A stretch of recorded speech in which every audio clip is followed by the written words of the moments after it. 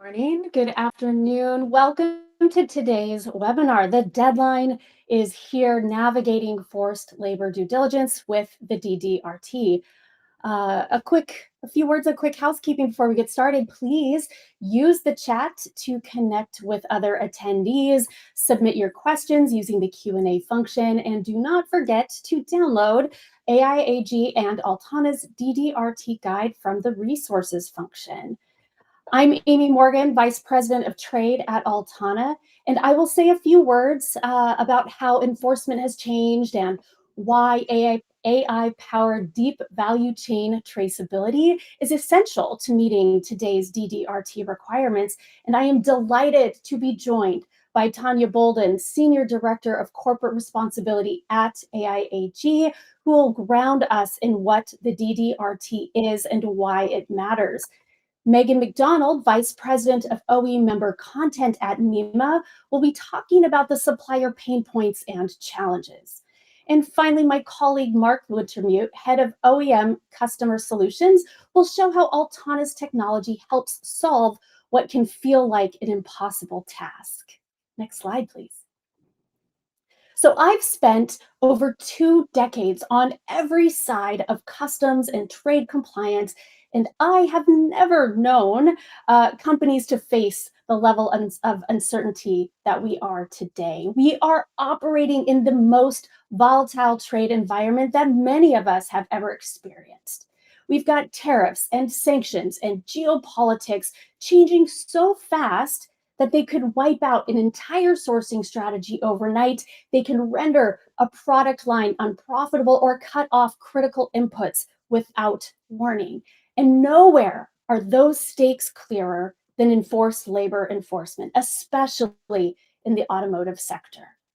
Regulators are now demanding the full origin story of our products, not just where our products are assembled, but where the copper was mined, where the lithium was processed, where the aluminum is smelted. Proof is expected at every link in the chain. And at the same time, regulators are using AI-driven targeting for faster and more precise enforcement. And the automotive sector is already feeling it. Shipments are being detained, origins are scrutinized, and high-risk materials are being investigated. And CBP data shows that automotive and aerospace account for 75 to 82% of all forced labor detentions. Of those, only 4% are being released. The rest get re-exported, destroyed, abandoned, leading to lost revenues, missed delivery commitments, and reputational damage. This pressure isn't going away. Forced labor remains a top CBP priority. The Department of Homeland Security has recently expanded UFLPA enforcement to cover steel and copper and lithium, meaning that even trace inputs in drivetrains or wiring harnesses can trigger a detention. And not just in the US.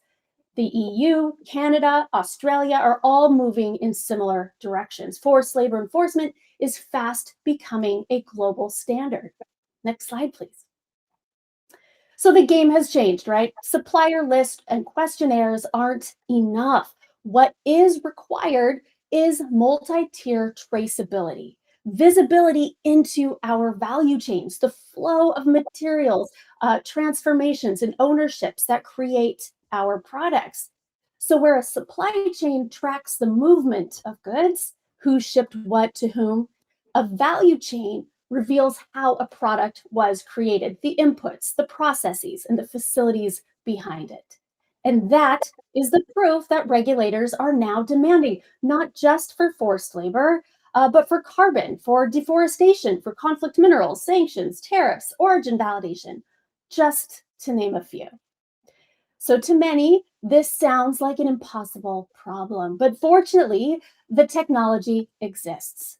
Altana makes it possible because we've already built the world's first and most comprehensive product network, a shared map of global commerce created from billions of shipments and trade data. Next slide, please.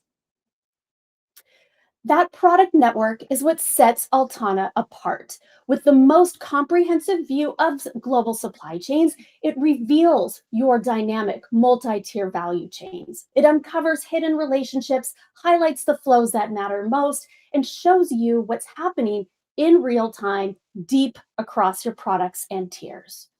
From there, you can collaborate directly with suppliers or other stakeholders to refine and validate the network. And because AI is always on and our supply chains are always changing, the network updates dynamically as those relationships shift and as new risks emerge. This is the foundation, the backbone companies need to meet today's enforcement standards. What I'd like to do now is turn it over to Tanya, who's going to take us into the DDRT itself, why it matters, what it is, and help explain all of those new requirements. Tanya, over to you. Great. Thank you so much, Amy. I'm pleased to be here with you all today to talk about this very important issue that's facing our supply chain today for all of the reasons that you just explained. But first, before I talk about the DDRT and what AIAG is doing, for your audience that may not be familiar with AIAG, I'd just like to provide a little bit of context as to who we are and how we're able to bring forward the resources that we are. So AIAG is an organization that started back in 1982. We bring together OEMs, suppliers, service providers to identify the risks and the pain points within industry, and then together we collaborate to identify solutions that benefit the entire supply chain. We bring together the best and the brightest minds to do that. We facilitate the output of the individuals coming together in the form of trainings, publications, and standardized processes, which we're going to talk about a little bit today. We focus in three main areas, that being quality improvement, supply chain efficiency, and corporate responsibility. So on the next slide, I'll talk a little bit about our size and our scale. So AIAG is the largest industry association with over 30 OEMs, over 4,000 suppliers, and 400 expert partners. Now, at AIAG, when a company becomes a member, all of their employees are able to come here and participate. And that's why you see so many subject matter experts that we have access to, again, bringing the brightest minds and uniting them and identifying industry solutions. So on the next slide, you'll see a bit of information about our mission and vision. Again, we're a catalyst. We focus on the automotive and adjacent industries because, as we all know, our complex supply chains, we do, as you stated, Amy, overlap with aerospace and many others. So the issues that we're talking about supply chain visibility are not specific to automotive, but again, they touch many other adjacent sectors. But our mission is to, again, bring forth solutions to reduce cost and complexity within the supply chain. Okay, with that stated, let's talk a little bit more about forced labor. Now, we today, a large part of what we're going to talk about is the US regulations under the UFLPA. But I don't want the industry to lose sight of the fact that it's not just the United States that has legislation that's driving many of the compliance issues that you named, Amy, from everything from forced labor to deforestation, carbon tariffs, and everything in between.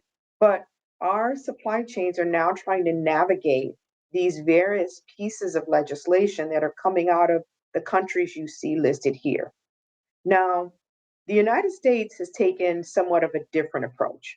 You can look at some of these other legislation and you'll see that there's punitive, um, punitive actions taken against a supplier who can either not prove that forced labor was not used in the production of their goods, or if they're found to be a violator of that legislation. But the US has taken a different approach. They have taken the approach that an importer must prove their innocence. So in essence, they have to prove the negative. They are guilty until proven that with documentation that they have not used forced labor in the manufacture or production of their products.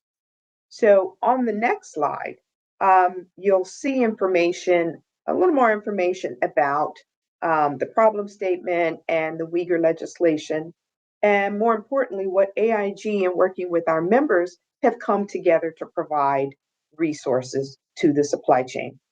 Many in our complex supply chain are not aware of the ramifications of the legislation. We need suppliers to be able to be informed about where their products are coming from, what countries they're traveling to, what are the laws that they need to be aware of. And for that reason, AIG has put together resources to help provide some legislative awareness. It's a one-stop shop. If you go to our website and you can see more information about the countries or the legislation that pertain to a supplier's business. There are also trainings that we provide so that we can help educate the supply chain. AIG, in working on this project, has come together with 6 OEMs. And if there's any message that I could deliver to your audience today on what the OEMs are looking for and what they expect, is they want the suppliers to be proactive. They want them to get started, understand your supply chain, have visibility into your supply chain, and then should you need additional resources such as those that I've named or others such as those that are provided by Altana, we want the suppliers to again be proactive, get started. We realize that suppliers are at varying steps within this process, and we've adopted a crawl, walk, run approach. We want to make sure that we are meeting the suppliers where they are, because the expectation of the legislation that you see reflected here is that companies have full visibility. The OEMs rely on the suppliers to be able to verify their information. This is a shared responsibility that's taken directly from the letter that the OEMs communicated to the supply chain that was issued on August the 19th.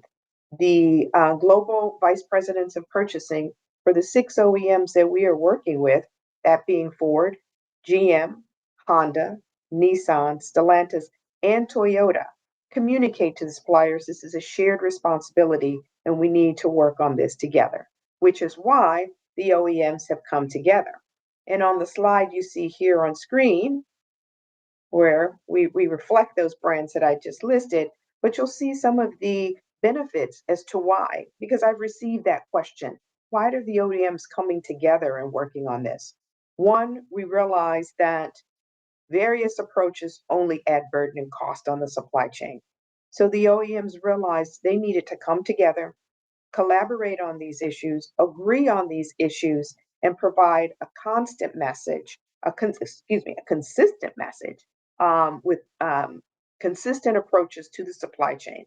That is the way in which we feel we're going to get the end-to-end visibility that we sorely need.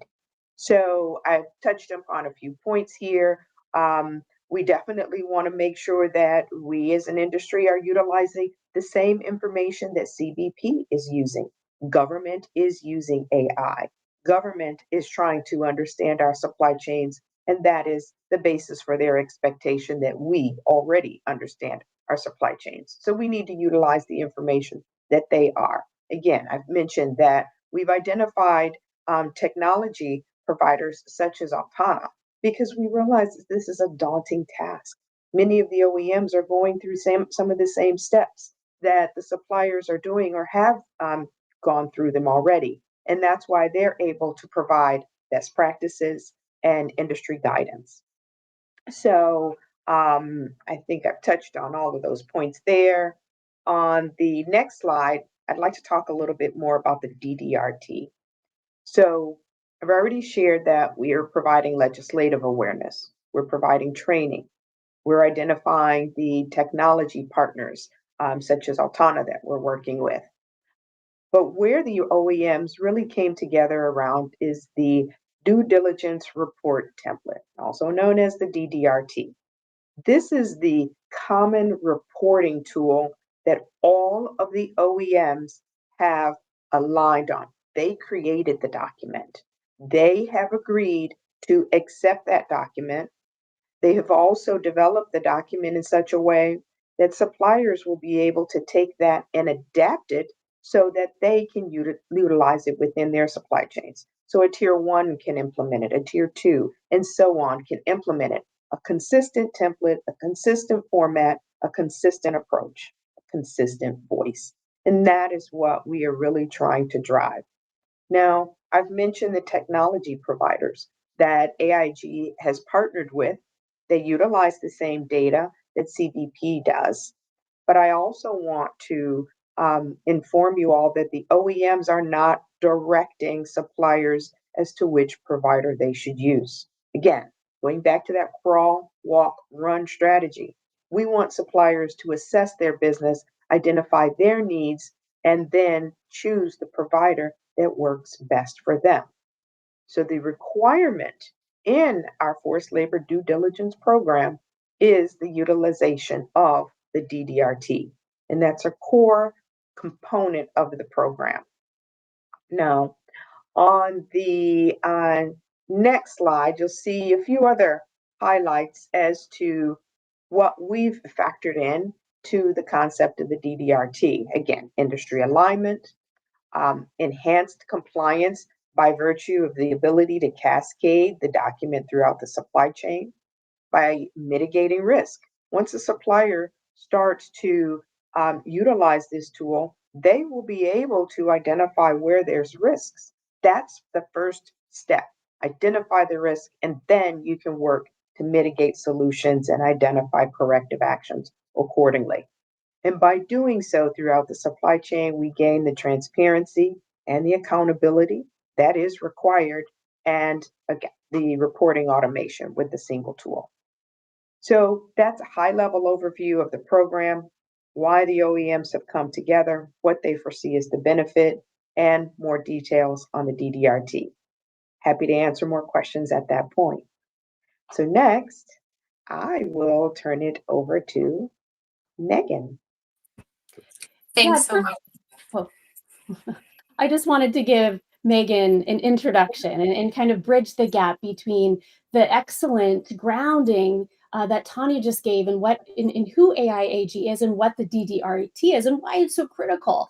But Meghan, you are able to tell us more about what this actually looks like in practice and what you're hearing from other suppliers, their pain points and their challenges. So with that, the show is yours. Thank you so much, Amy, and thanks, Tanya, for the great tee up. I'm Meghan MacDonald. I am the Vice President of Programming, Strategy, and Content here at MEMA. So I lead really our efforts to design and deliver programs, partnerships, provide resources like what we're doing today that really help vehicle suppliers navigate the very complex landscape that we're facing.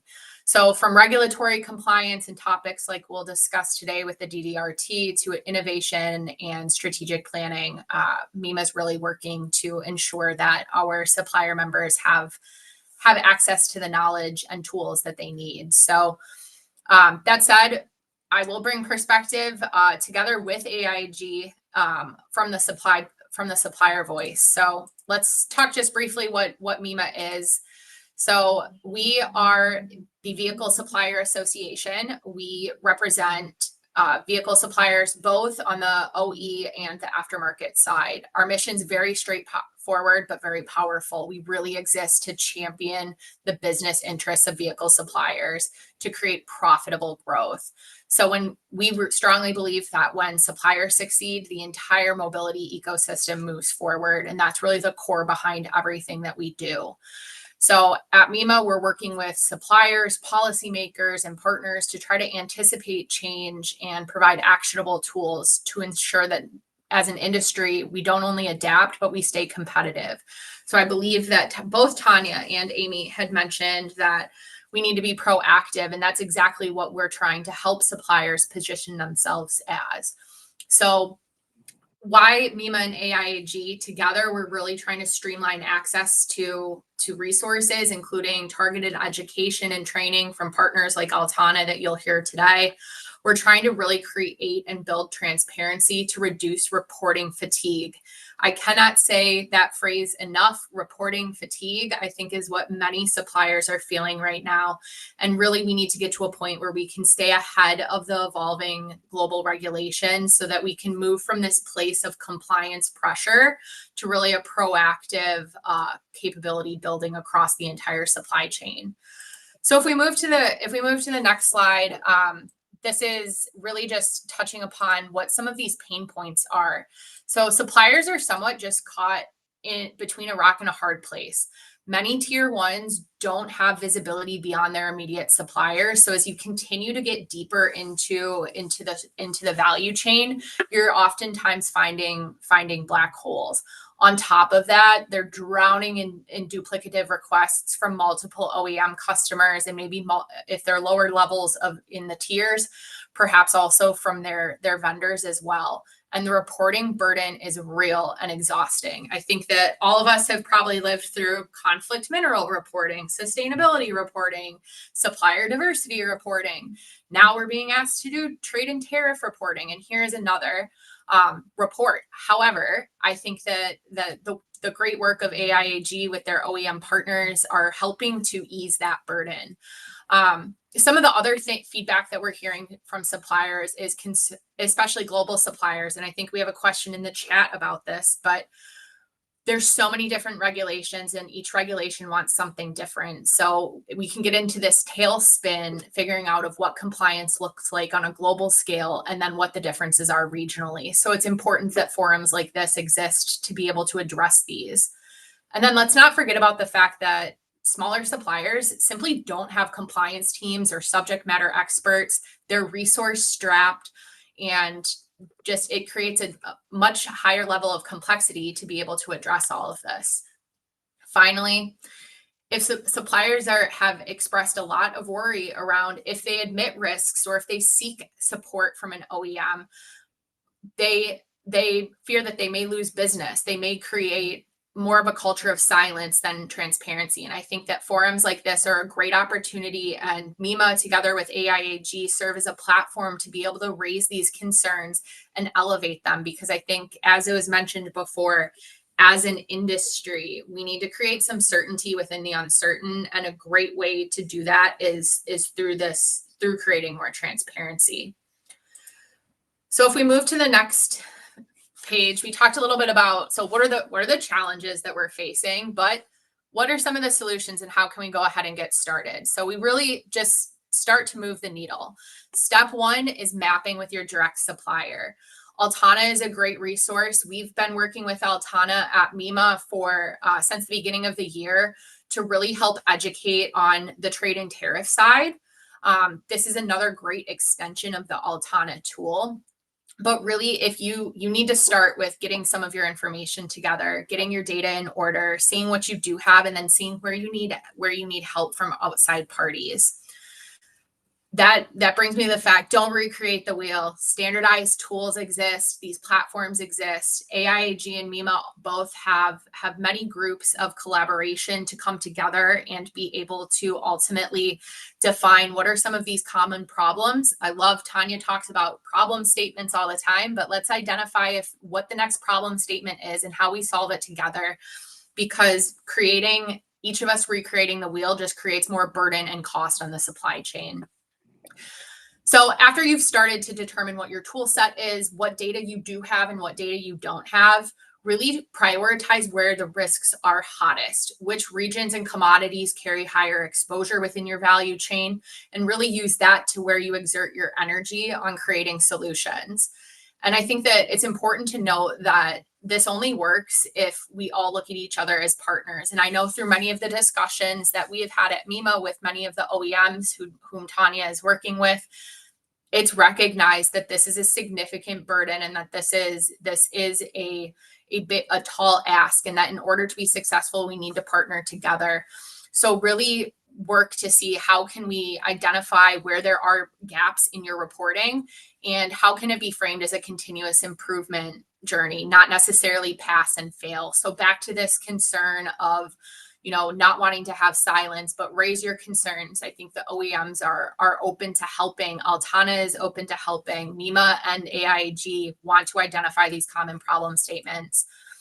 And then finally, I think that as we continue to, I think this creates a great framework for staying ahead of that regulatory curve. So we're aligning now on this guidance and seeing a common template for reporting that's already progress over some of the reporting structures that have happened in the past. How can we leverage this as a better practice to really be able to proliferate across the supply chain and across whatever the next reporting task is? Because I think that we have all experienced enough to know that it is not going to end with the DDRT, but there will be more in the future. And if we can continue to build together, we'll be able to get ahead of all of these compliance topics. Thank you so much, Meghan. That perspective is incredibly important. What you showed are how suppliers are really carrying the weight of these new requirements, not just of the DDRT, but of all of the other regulations. I think we heard that across Tanya's remarks as well. What I'd like to do now is shift from talking about the challenges to the solution. How we can use value chain intelligence and AI to help meet the DDRT demands and reduce some of that reporting fatigue that Meghan just mentioned. So what Tanya and Meghan share makes one thing really clear, and that is that knowing our tier one suppliers isn't enough. Compliance now demands that deep multi-tier value chain visibility. The scale and the complexity of today's networks make those manual methods inadequate. No spreadsheet or survey can map thousands of suppliers across all the tiers and reveal all the relationships that we couldn't see before. And then on top of that, keep everything updated as our chains and as the risks continue to evolve. So that is why AI is essential here. It connects the fragmented data points. It exposes the linkages that we can't see ourselves, and it keeps our value chains alive and adaptive. Because the real risks we're talking about here, forced labor or otherwise, are rarely seen at the tier one. They're buried deeper in our chains. An aluminum smelter in Xinjiang that gets tied to forced labor. It's a copper cathode that was routed through a sanctioned entity. Or maybe it's a processing facility in a high-risk region that's 3 steps removed from the PO. A dynamic value chain will trace those things. It'll update as the network updates. It'll reveal not just who you buy from, but who that supplier's suppliers buy from, and so on. And that is how we uncover the vulnerabilities that traditional supply chain visibility misses. So visibility itself is very powerful, but on its own, it's not enough. Just identifying risk is not enough. So like Meghan mentioned, the DDRT isn't just a form, it's a framework. It's a framework for action and engagement. If what gets communicated via the DDRT submission shows an exposure to a high-risk entity or input, the regulators, the OEMs, they likely won't just want an acknowledgement. They'll likely expect a plan, right? How are you monitoring this? Or how are you mitigating this risk? Are you moving away from it? This is where value chain intelligence becomes a strategic advantage, where you can spot risks before OEMs call them out or prove proactive remediation rather than reactive compliance, where you can build trust through transparency and defensible actions. So next slide, please. So picture this hypothetical scenario. Imagine a tier one supplier is preparing a DDRT submission for, say, a drivetrain component. And instead of waiting weeks for survey responses and spreadsheets to be sent out across all the suppliers and all the facilities, imagine having multi-tier value chain visibility to the entire network of your product's components all the way out to the facility level or the facility level multi-tiers away in days, not months. Now imagine looking at that value chain and getting an alert or a notification that lights up an aluminum smelter that's flagged for potential forced labor exposure before you ever place an order with them. Now, with that insight, procurement and sustainability teams can move in and they can collaborate, investigate, swap in an approved smelter before production ever starts. So when the DDRT goes to the OEM, it doesn't just list out all the suppliers, it comes with verifiable facility level documentation tied to the component. So now imagine that CBP asks questions. Instead of delays, detentions, and frantic document chasing, the OEM responded immediately with confidence. And that is the difference. Prep time could drop by 60%. You can avoid last minute scrambles. You can support a repeatable, proactive process. And that is how we can see and act on our risks before production, before shipping, before you're being asked to react. You're shaping this resilient and ethical and compliant chain. So to show you what this looks like in practice, a live value chain map tied to real automotive components, I'd like to hand it to my colleague, Mark, to take us through a demo. Thank you, Amy. And hello, everyone. My name is Mark Wordemute. I lead enterprise solutions here at Altana, specifically supporting the automotive and complex manufacturing sectors. And I want to echo Amy's statement. This is not a simple or uncomplex task. Regulatory authorities have driven and catalyzed the need to have unprecedented supply chain visibility and traceability like never before. And for most on this call, whether you're an automotive OEM, a tier 1 supplier, or a tier 2 supplier, in many cases, this is going to necessitate sub-tier visibility and a supply chain compliance program unlike any that's ever been established. At Altana, we acknowledge that this is a difficult task. And as Tanya eloquently put, this is very much a crawl, walk, run approach. At the same time, we need to go from 0 to 60 in 2 seconds. And so we're here to provide you with some launch control. In 1 second, I'm going to show you how with an example not unlike probably what you're experiencing today.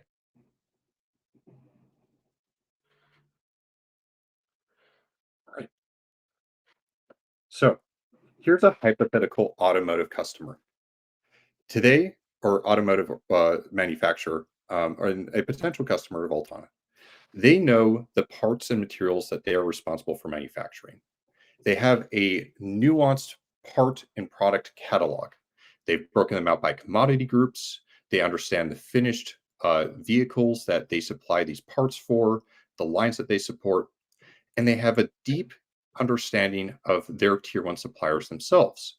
They've cultivated these relationships over 20 odd years of sourcing, vetting the floors, walking them, assessing quality, and building relationships with organizations like Edelring, Hitachi, Guangzhou, Continental Automotive, Dana, large name entities. But what they don't know is the sub-tier supply chain.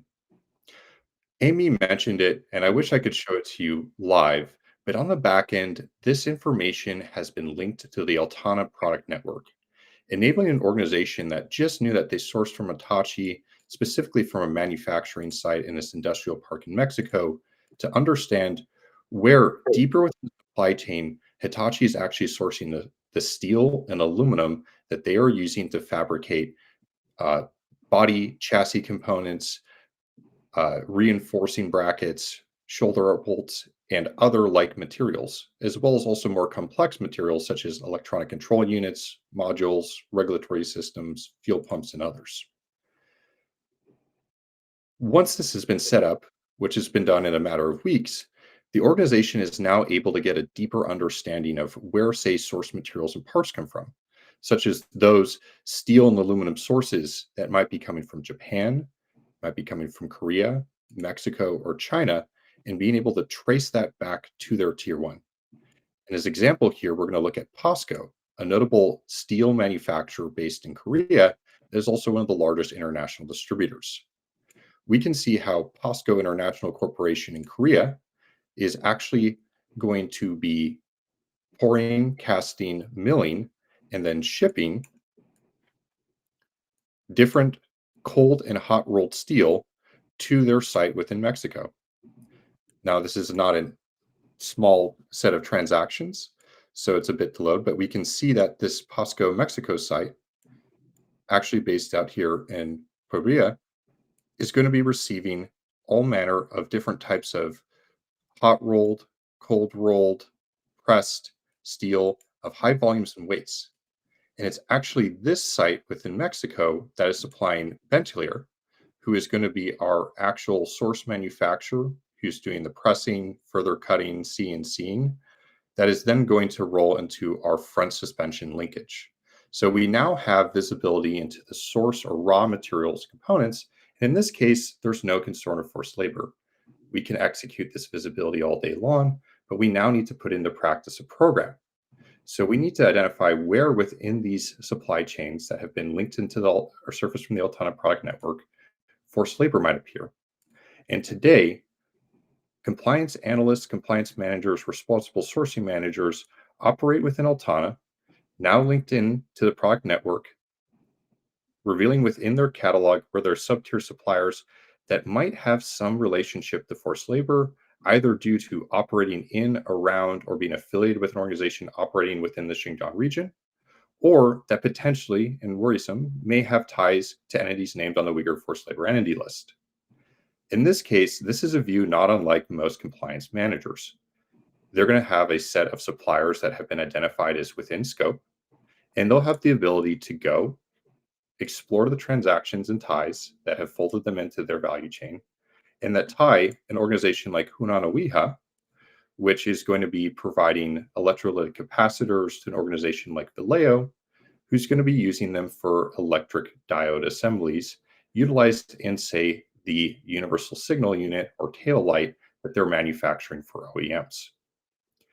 Now, one acknowledgement here. All of this is surfaceable within weeks because it's tied into the Altana product network.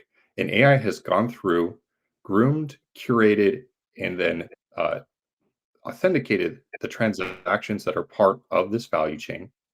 But what is still to be done is to validate that this is live and active and not a historical relationship. And so to support the needs of the DDRT and interface with tier ones, Altana also provides the mechanism by which to initiate traceability request, say supplying the tier one supplier or the auto OEM with details on the actual observed value chain and a common mechanism to cooperate, collaborate, and affirm that this is active and still material to the end part. So what we're looking at here is that exact same value chain, the electrolytic capacitors from Hunan Oiha flowing to Vallejo, flowing to Vallejo Systems Eléctricos, flowing to, in our case, our tier one auto supplier. We can initiate a traceability request, asking them to validate and cooperate. We can also individually collaborate on an identified risk or concern, requesting affirmation and an attestation in a documented way that this is still an active supplier, requesting details on the last batch of received goods and their use in production, and if necessary, an additional attestation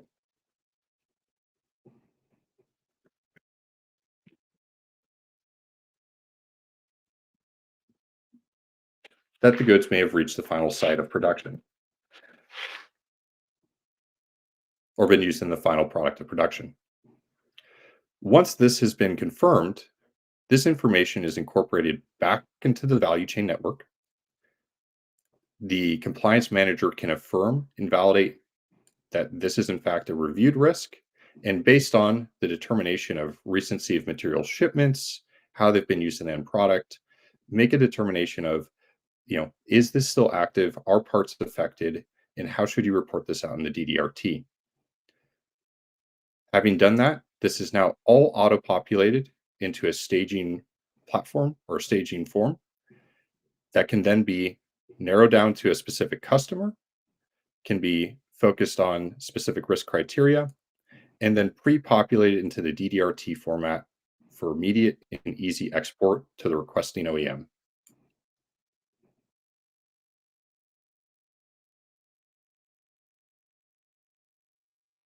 All right.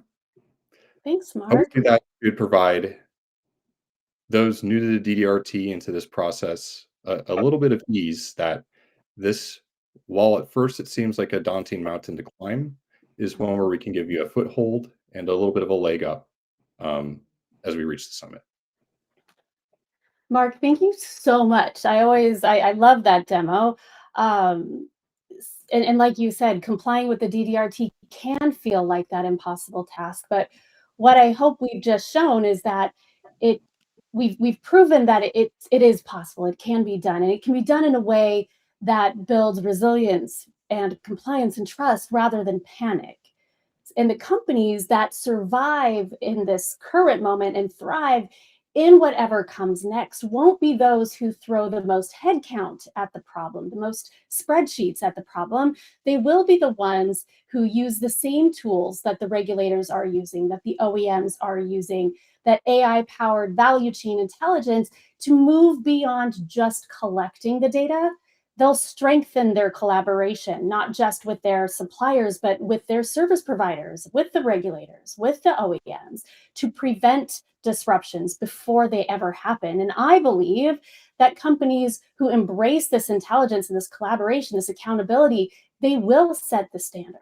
And we together can build supply chains and value chains that our industry can be proud of for the next generation of folks coming up behind us. So with that, there are lots of questions in the chat, and I'm trying to keep track of all of them here. So we'll get through as many as we can with the time allotted here today. And for those that we don't get to, we will follow up, of course, after this session. So what I'd like to do is start with a question for Tanya. What is the OEM stance related to the costs involved in engaging and leveraging tools and services and investing additional resources that are required to perform that deeper due diligence? Of course, other folks can certainly chime in, but Tanya, curious for your take first.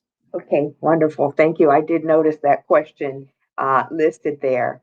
And I do want the audience to keep in mind what is the ultimate driver in this, and that is the legislation and the enforcement power that legislation gives to the U.S. Customs and Border Protection.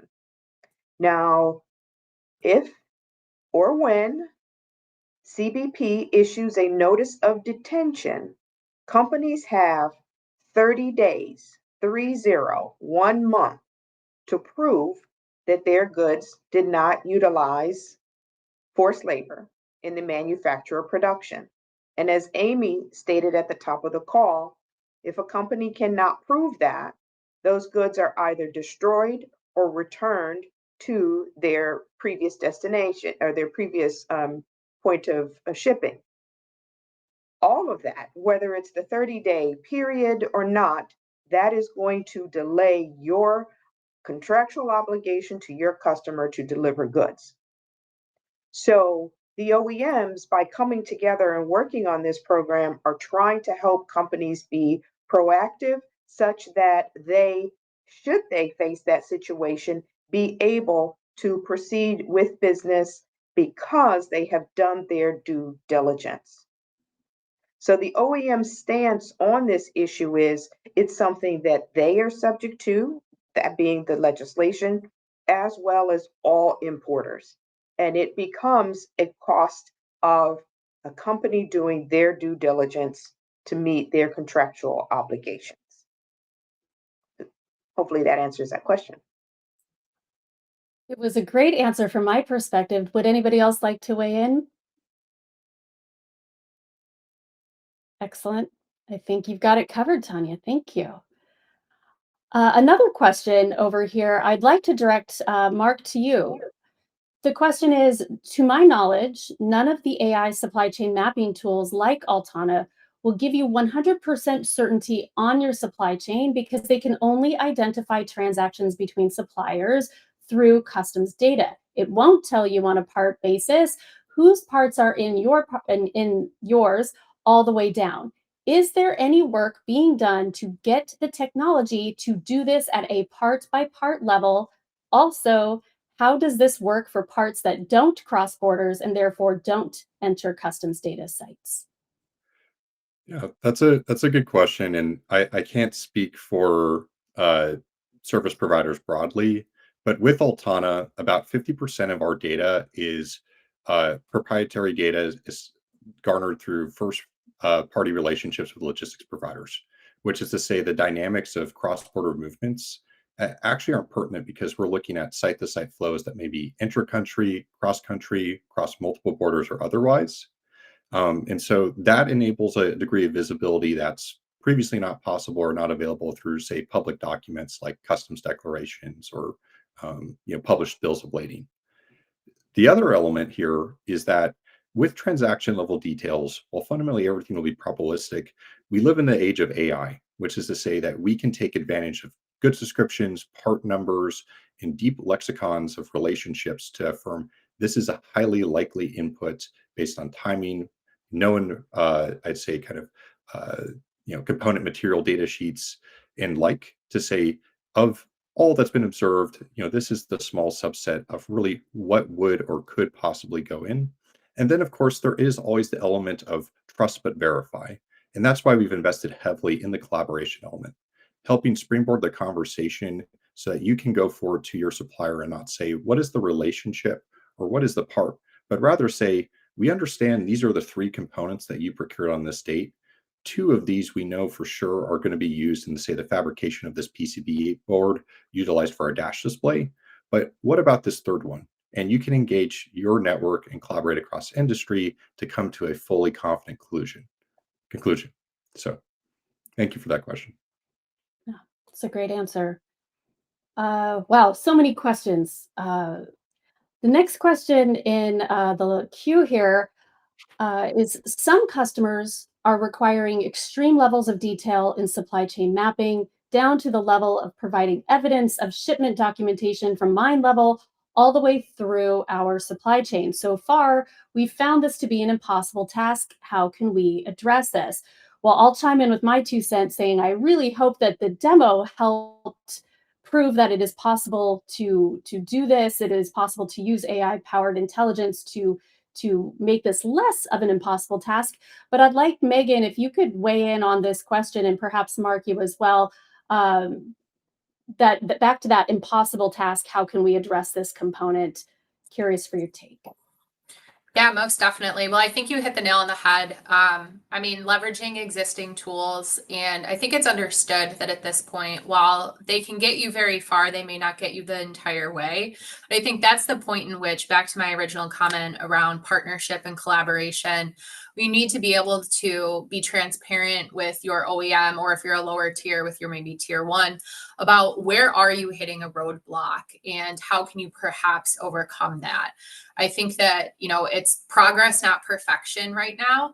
And just, I think that if we also, share that information with MEMA, share that information with AIAG, and if we start seeing commonality across the supply base in areas where multiple people are hitting similar roadblocks, that's something that then we can look at how as an industry can we try to collaborate to overcome them. But I think that the key right now is progress, not perfection. Get started being proactive, and the sooner that you learn where your blocks are, you can take those back and have discussions with your OEM, because I think that everyone understands that we are not going to be perfect out of the gate. Altana can get us very close, but we likely are not going to be perfect across every component, especially as we get into some of the more complex electronics. Thanks, Meghan. Mark, did you have anything to contribute on that end? I think Megan articulated it well. It's, Mhm. if we're going, I guess in this case, from 0 to 60 to 0 to 100, let us get you rolling and up to highway speed, and then help give you the steer direction and the platform to be able to get there all the way. And I think, to this point, and what was brought up is like the industry, but more importantly, the regulator is demanding extreme detail. And the objective here is to get that as quickly as possible. But there's still a crawl, walk, run it opportunity.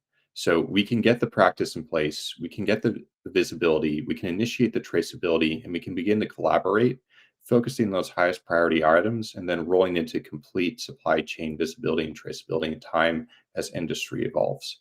So I think for those that are panicking and saying we've got 150,000 distinct SKUs that we're buying or MPNs that we're buying from our suppliers, how do we address this? Know that there's a way to focus and optimize efforts, and the industry is aligned on that, starting with forced labor. And two, there's a mechanism to begin to take a lot of the kind of rote in core legwork out of it, so that you can focus your time and efforts on rounding the swing. And we're all in the same boat on that regard. Mhm. I Amy, love I'd the like first. to, Go ahead, Tanya, I was going to please. say, I'd like to comment on that question as well.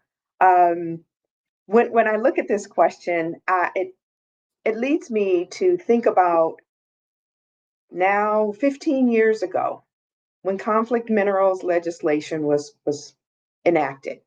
That was one of the first pieces of this type of legislation.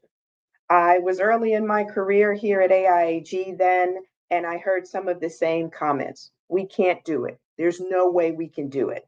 Well, I want to remind you all that the industry did tackle that. The industry has become known as a leader with conflict minerals reporting and the collaboration that we developed. We utilized the IMDS system to help us, though not fully, it was not able to fully meet the litmus test of the reporting that was required to the SEC. It did help us. So I urge the industry to make sure that we build upon our past successes, build upon the tools that we have out there, and come together to work on this. As Vice President of Corporate Responsibility and Supply Chain here at AIAG, I can assure you that we are seeing a growth in sustainability around IMDS, and it's getting to part level reporting on sustainability matters.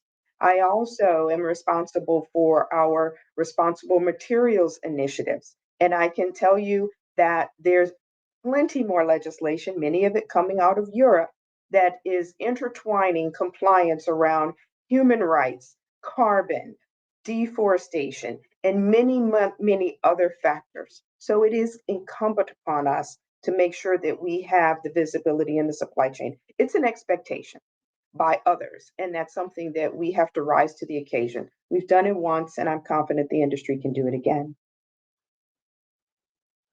That was so inspiring what you just said right there, and I just learned a bunch of things and took a whole bunch of notes. So that was amazing. What a great reminder that this industry has risen to the occasion before, and we will do it again. That is an excellent soundbite to take away.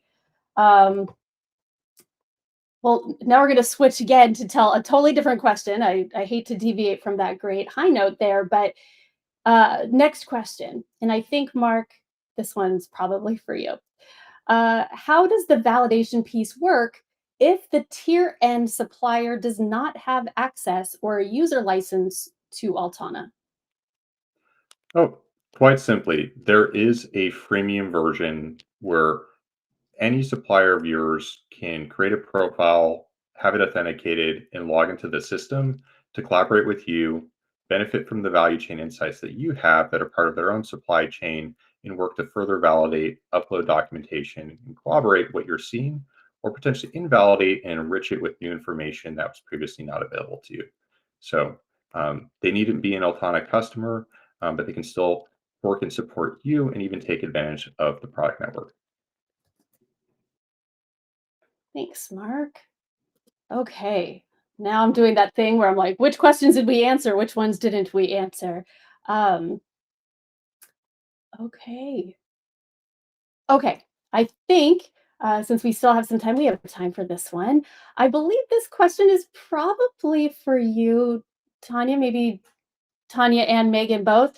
But in OEM projects with third-party manufacturing, is supplier due diligence performed by the automakers at the design phase or only after a product is finalized and ready for production through manufacturing partners? To better understand expectations, would this type of due diligence be generally expected only in ODM, JDM engagements or across the board, even if the supplier is not responsible for the selection of vendors? Wow, that's a lot in that question. So thank you for that question. I'll do my best to respond to it. Um, and there's one other point I want to preface my answer with, and that is that what we're talking about here is a massive undertaking. And I don't want to belittle it or belittle what it's going to require of the industry. And I can tell you that in meetings with the OEMs these past 18 months, they realized that it's a major task and they had to start somewhere. But they fully acknowledge that we are going to grow in scope and scale for this particular project. So we know that what we've done now is a good first step, but there is more to come. I fully expect that there are going to be more conversations internal to the companies about where they begin the due diligence process. And it's going to vary from company to company. I don't have an answer for you reflective of all of them because AIG, we don't get into the product piece of it no, at an OEM level nor a supplier level. But I know these conversations are happening within these companies to figure out how they can better address the due diligence within their product, within the design phase of it, also looking at source directed requirements and how that all comes into play. So all of those are being looked at. Again, I don't have a definitive answer for you, but I will tell you that from an OE level down to a tier 2, the due diligence is required. Altana provides a great tool with the AI resources, but a supplier cannot rely on that alone. They still have to do their due diligence and understand how, in their unique structure and the contractual arrangements they have with their OEMs, that they are fulfilling their obligations there. Megan, I see you nodding your head. Did you have any more to contribute? No, I think Tanya did a great job. And I though, taking back to the previous high point, Tanya shared that story with me last week when we were having coffee and a tea, and very, very impactful. And I think that it's good for us to remember that we have a lot of muscles. But regarding the last topic, Tanya is our expert on that here. Excellent. Okay, I think this one is another one for Mark, but maybe also Megan. If tier 1 companies provide OEMs with the required information on tier 2 suppliers, wouldn't they have the same exact information available to them via solutions like Altana as the tier 1s? Yeah, I think that's actually really the desired end state is that you're going to establish a common operating picture with your customers and with your suppliers, so much as you're part of each other's supply chain. That's not to say that because you're a tier 1 to the OEM, you can see all the other tier 1s to the OEMs and their suppliers. Maybe we'll approach that state. Obviously, this is a spirit of collaboration, and that's where the industry is headed. But the objective would be that, yes, your customer understands you, your supply chain, you understand where your parts are going to your customer, and you understand your suppliers, and you all have a common representation that you're working to, enforce, revalidate, update, stay current, and collectively supports a response to the DDRT or to even regulatory or enforcement action. Any other contributions? Thanks, Mark. Well, I mean, there are so many questions in this chat. We are not going to get through the rest of these today.